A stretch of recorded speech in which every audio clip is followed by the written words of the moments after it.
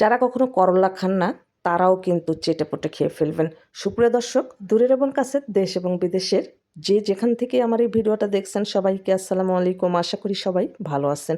আজ আমি আপনাদেরকে রান্না করে দেখাবো শিং মাছ দিয়ে করলা সজনে ডাঁটার ঝোল। এটা খেতে ভীষণই টেস্টি। যারা কখনো করলা খান না কিংবা যারা নতুন রাঁধুনি ব্যাচেলার ভাই আপু এবং কর্মব্যস্ত আপুরা আছেন, এমনকি যারা বিদেশে থাকেন, তারাও চাইলে আমার এই রেসিপিটা হুবহু ফলো করে একদিন রান্না করে দেখতে পারেন। আশা করি ভিডিওটা আপনাদের ভালো লাগবে।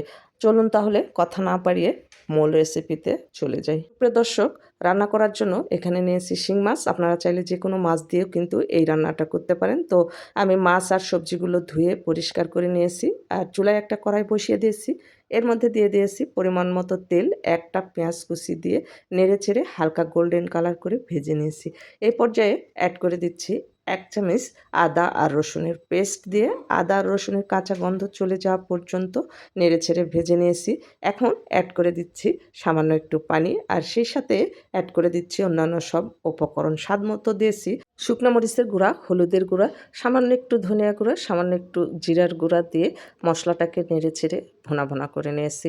এখন এই পর্যায়ে অ্যাড করে দিচ্ছি মাছ আর মাছগুলো দিয়ে ভালো করে নেড়েচেড়ে মশলার সঙ্গে মিশিয়ে নিয়েছি আর প্রায় 1 থেকে 1.5 মিনিট আমি মাছগুলোকে এইভাবেই নেড়েচেড়ে কষিয়ে নিয়েছি। এখন মাছগুলো সেদ্ধ হওয়ার জন্য পানি অ্যাড করে দিতে হবে। আর এই রান্নাটা কিন্তু আপনারা এই শিং মাছ ছাড়া অন্য যে কোনো মাছ দিয়ে রান্না করে খেতে পারেন, তবে শিং মাছ দিয়ে রান্না করলে এই তরকারির টেস্টটা কিন্তু ভালো আসে। তো আমি পানি বেশ কিছুটা অ্যাড করে দিয়েছি আর ঢাকনা দিয়ে ঢেকে রান্না করে নিয়েছি প্রায় 2 থেকে 3 মিনিট। তো এখন মাছগুলো আমি উঠিয়ে সাইডে রেখে দিব, কারণ এখন সবজি এই ঝোল যে দেখছেন এই ঝোলের মধ্যেই কষিয়ে নেব। যদি মাছগুলো উঠিয়ে না রাখতাম তাহলে সবজি যখন আমরা নাড়াচাড়া করব তখন কিন্তু মাছগুলো গলে যাওয়ার সম্ভাবনা থাকবে। তাই মাছগুলো উঠিয়ে রেখে দিবেন, এতে করে মাছগুলো আর ভাঙবে না। সবজিগুলো নেড়েচেড়ে ভালো করে মিশিয়ে নিয়েছি। এখন ঢাকনা দিয়ে ঢেকে আমি এটা রান্না করে নেব ভালোভাবে বলক উঠে আসা পর্যন্ত।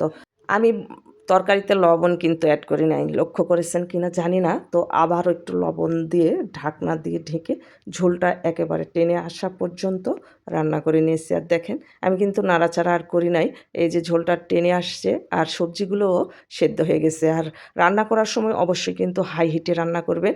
একটু নেড়েচেড়ে মিশিয়ে নিয়ে যে মাছগুলো উঠিয়ে রেখেছিলাম সেই মাছগুলো অ্যাড করে দিয়েছি আর ঝোলটা কতটুকু খাবেন সে অনুযায়ী পানিটা অ্যাড করবেন। এই যে দেখেন আমার রান্নাটা কিন্তু কমপ্লিট হয়ে গেছে। এখন আমি চুলার জালটাকে অফ করে দিচ্ছি আর তরকারির কালারটা দেখেন কতটা সুন্দর আসছে। আর উপর দিয়ে সামান্য একটু ভাজা জিরার গুঁড়া আমি ছড়িয়ে দিয়েছি। আর দেখেন আমি সার্ভিং ডিশে সার্ভ করে আপনাদেরকে দেখাচ্ছি যে আমার তরকারিটা কতটা সুন্দর আর লোভনীয় হয়েছে। একদিন হলেও আপনারা এইভাবে বাসায় রান্না করবেন আর রান্না করে কমেন্টে জানাতে একদমই ভুলবেন না। এইরকম মজার মজার সহজ আর নিত্য নতুন রেসিপিগুলো পেতে আমার চ্যানেল সাবস্ক্রাইব করে পাশে থাকা বেল আইকনটা ক্লিক করে রাখবেন, যেন নতুন কোনো ভিডিও ছাড়ার সঙ্গে সঙ্গে নোটিফিকেশান সবার আগে আপনার কাছে পৌঁছে যায়। আর যারা ফেসবুক থেকে দেখবেন প্লিজ ফেসবুক পেজটাকে ফলো দিবেন, লাইক কমেন্ট শেয়ার করে আমার পাশে থাকবেন। ভালো থাকবেন সবাই, দেখা হবে পরবর্তী ভিডিওতে। আল্লাহ হাফিজ।